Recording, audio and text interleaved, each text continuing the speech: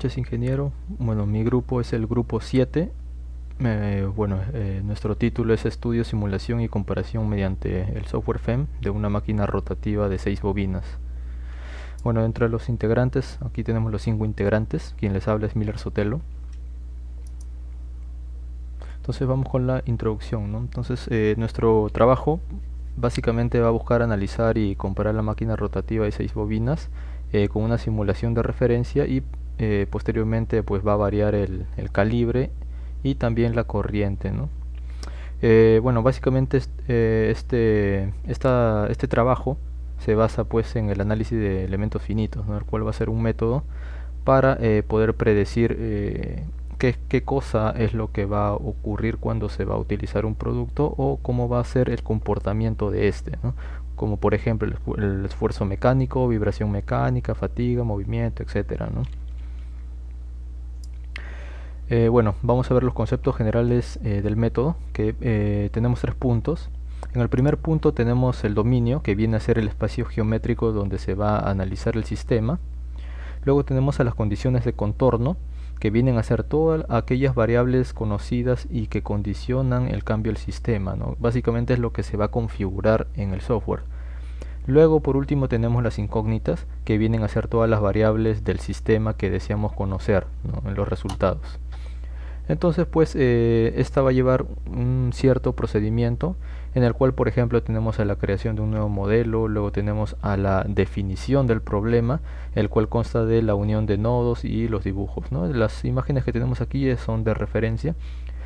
Tenemos a la también colocación de etiquetas a los bloques, la agregación de materiales a los modelos con los que estamos trabajando, agregación de las propiedades, la creación de las condiciones de contorno como lo estamos viendo aquí, la generación de malla o también se le dice el mallado, ¿no? En este caso, por ejemplo, estamos viendo el modelo mallado y también, por ejemplo, tenemos el trazado de la densidad de flujo, ¿no? Entonces, con los resultados o con la simulación vamos a poder ver, por ejemplo, la densidad de flujo, densidad de corriente, intensidad de campo modelo y el cuadro de valores, ¿no? Entonces, hasta aquí sería mi exposición. Le doy pase a mi compañero. Eh, Buenas noches, profesor. Soy el alumno Max Camarena. Voy a exponer breves definiciones de lo que sería la máquina rotativa, ¿no? Siguiente PPT, por favor. Básicamente, en la definición podemos decir que se refiere, ¿no?, al conjunto de mecanismos capaces de generar, aprovechar o transformar lo que sería la energía eléctrica, ¿no? Si la máquina convierte energía mecánica en energía eléctrica, se le llama generador, ¿no? Mientras que si la máquina convierte energía eléctrica en energía mecánica, es denominada motor, ¿no? Acá tenemos lo que es la clasificación, ¿no? Tenemos corriente continua y en corriente alterna, ¿no? En corriente continua tenemos los motores, los generadores, como el dínamo, por ejemplo. Tenemos en la corriente alterna, tenemos lo que son los motores, que son motores de inducción o motores síncronos, ¿no? También tenemos los generadores, dentro de ello tenemos lo que son los alternadores. Respecto a la constitución de las máquinas continuas, acá tenemos cuáles son las partes, ¿no?, de cómo se construye el motor, ¿no? Acá tenemos lo que es el inductor o estator, que básicamente es un electroimán que está formado por un número par de polos. Las bobinas que los arrollan son las encargadas de poder producir el campo inductor, ¿no?, al circular por ellas la corriente de excitación, ¿no? Está formado por dos circuitos, circuito magnético y eléctrico, ¿no? El circuito magnético es un tambor con forma cilíndrica y ranurado, ¿no?, formado de chapas de hierro aliado a silicio, ¿no?, aliadas entre sí, ¿no? Esto para poder reducir las pérdidas por corriente parásita, ¿no? Luego tenemos el circuito eléctrico, que está formado por 3 vanados monofásicos, que al conexionarlos en estrella o en triángulo, forman un devanado trifásico, ¿no? Luego tenemos el inducido o el rotor, que es una pieza giratoria, ¿no?, que está formada por un núcleo magnético que está alrededor del cual va el devanado de inducido, ¿no?, sobre el cual actúa el campo magnético. Siguiente PPT. Luego tenemos lo que es el colector de Delgas, ¿no? Básicamente es un anillo de láminas de cobre dispuesto sobre el eje del rotor, ¿no? Que sirve para poder conectar las bobinas del inducido con el circuito exterior a través de las escobillas, ¿no? Luego de eso tenemos las escobillas, ¿no? Generalmente se fabrican de carbón o de grafito, se hallan alojadas en un portaescobillas, ¿no? Desde donde se realizan sobre las delgas del colector, ¿no? Y mediante un conductor flexible se unen a los bornes del inducido, ¿no? Luego tenemos lo que es las escobillas, ¿no? Que son unas piezas de grafito, bueno, perdón. Luego tenemos el entrehierro, ¿no? Que básicamente es el espacio existente entre la parte fija y la parte móvil, ¿no? De la máquina, es decir, entre el rotor y las expansiones polares, ¿no? Evitándose de esa manera el rozamiento entre ambos, ¿no? Básicamente esto sería todo los componentes del motor, ¿no? Le doy pase a mi compañero. Buenas noches, ingeniero. Yo soy el alumno Martínez Alexandrovich, ¿no? Y yo voy en la parte de simulación. Siguiente PPT, por favor. En la simulación, básicamente, para simular nuestra máquina, usaremos el software libre, ¿no? Que es el PEM, en la cual nosotros evaluaremos un nuevo proyecto, creando un nuevo problema que va a ser un problema magnético, ¿no? Que es en nuestro caso. Siguiente PPT. A continuación vamos a configurar, ¿no? Nuestro problema, definiéndolo. Ahí vamos a ver las coordenadas que van a ser planas, vamos a ver las unidades de medida que van a ser en centímetros y un ángulo mínimo, ¿no? De mallado, que es de 30. Luego procedemos para dibujar, ¿no? Para esto es importante tener nuestros puntos, ¿no? Nuestros puntos de coordenadas ya nosotros definidos, cosa que nos apoyamos con la tecla Tab y ponemos todas las coordenadas ahí. Luego unimos estos puntos a través de líneas o cuevas, ¿no? Eh, Importante también nosotros definir aquí también qué materiales tiene, ¿no? Cada uno. También definimos qué material tiene la bobina. En este caso tenemos un cobre de 20 de AWG. También tenemos un núcleo de puro, un puro de metal. Luego vamos a simular el mallado, ¿no? En la cual con sus respectivos nodos que nos van a dar, luego simulamos el análisis y los resultados, ¿no? Que vemos aquí a la derecha. Podemos ver la distribución de flujo del rotor con el material magnético, ¿no? Vamos a tener dos bobinas energizadas llamadas bobinas. Bobinas 1, en este caso, donde estas crean un campo magnético, ¿no? Un campo magnético que pasa por el material magnético. Esta bobina, esta máquina va a tender a girar hacia la izquierda por el principio mínimo de mínima reluctancia, ¿no? Que hace que el material magnético se alinee, ¿no? Con el flujo, en este caso la bobina 1. Siguiente PPT. Buenas hablan compañeros.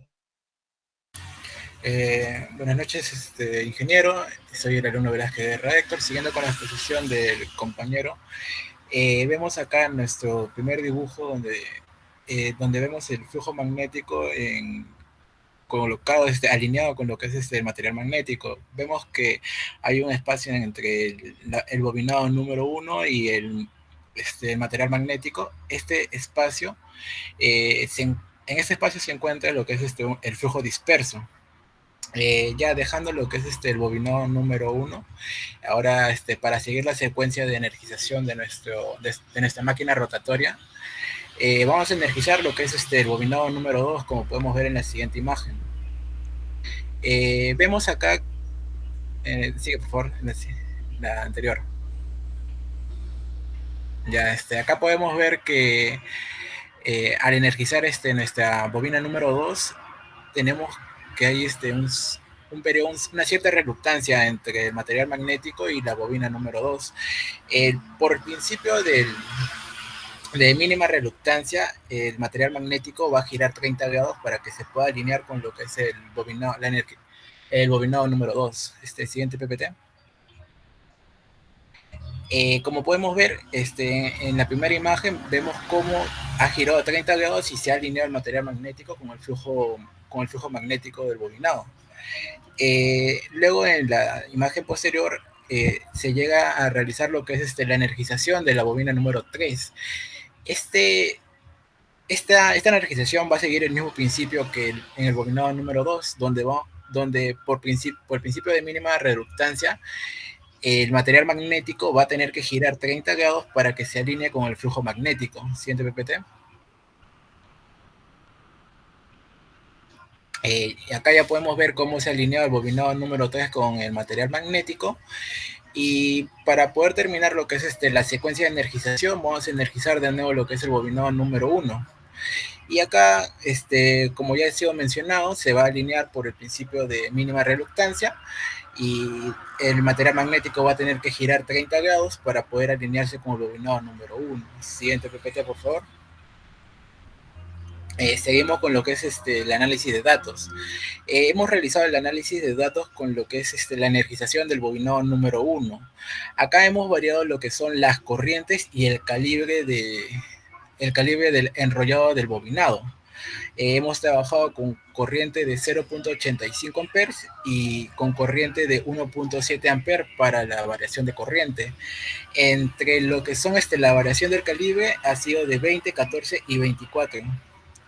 Y con eso termina mi parte de exposición. Rápidamente vamos a pasar a las conclusiones. Bien, la primera conclusión que podemos sacar de nuestro trabajo nos dice que la caída de tensión y el enlace de flujo se encuentran directamente proporcional a la corriente total.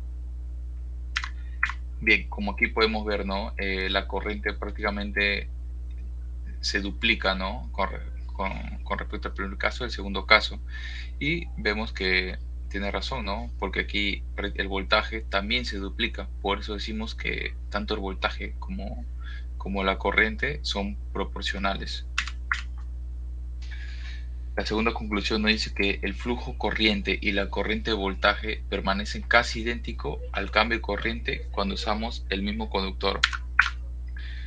Bueno, aquí vemos, ¿no?, que en este caso hemos usado 3 conductores. Claro, cuando variamos la corriente, vemos que mientras sea el mismo conductor, no varía el flujo corriente, ¿no? O mejor dicho, existe una pequeñísima variación, ¿no? Como aquí observamos, aquí también y aquí también. La tercera conclusión dice que la potencia aumenta de forma proporcional al tamaño del conductor y a la corriente total entregada. Bueno, aquí vemos, ¿no?, que a mayor sección del conductor, por ejemplo en la sección de 14, vemos que tenemos una potencia de 0.48 y esto, mientras nosotros aumentemos el tamaño del conductor, la potencia va a ir aumentando, como vemos aquí. Si la siguiente sección del conductor ya sería la sección de 20, y lo cual de la potencia aumenta de 0.48 a 0.76. Y análogamente sucede para el conductor de 24, donde ya vemos que tenemos una potencia de 1.94.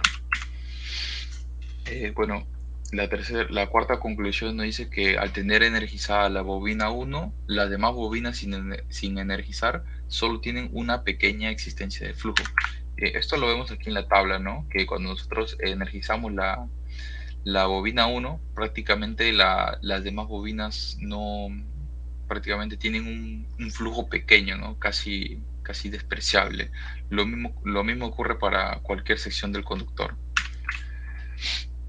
Y por último podremos decir que el software FEM de elementos finitos es una herramienta esencial para poder observar el comportamiento en problemas magnéticos, ya que nos brinda simplicidad, tales como el análisis por elementos finitos, análisis de flujo magnético y muchas más cosas, ¿no? Eso sería todo por mi parte, ingeniero. Muchas gracias.